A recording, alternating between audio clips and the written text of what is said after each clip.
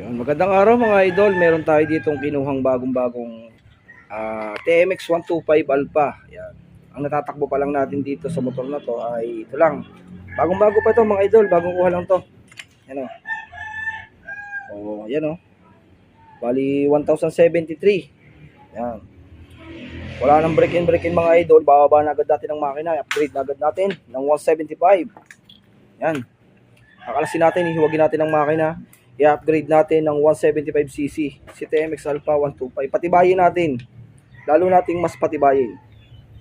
Right. Tapos pinasabali na natin ang huli. Kasi kakabitan ng sidecar yan mga idol. Oh. Bagong-bago pa po, 1073 lang natatakbo.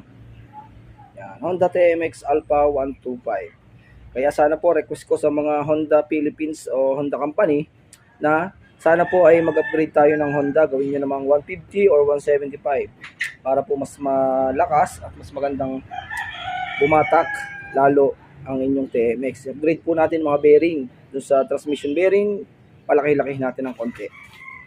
Alright.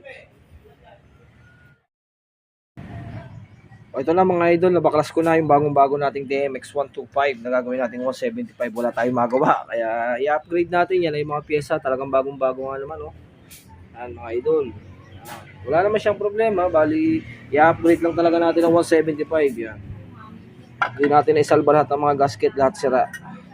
Bagong-bago po yan mga idol. Talagang yan. Bali, ano natin to. Poporting natin yan. Itong dalawa. Para kumasya yung block natin. Papalitin tayo nitong stud. Para sa 175 natin. Alright.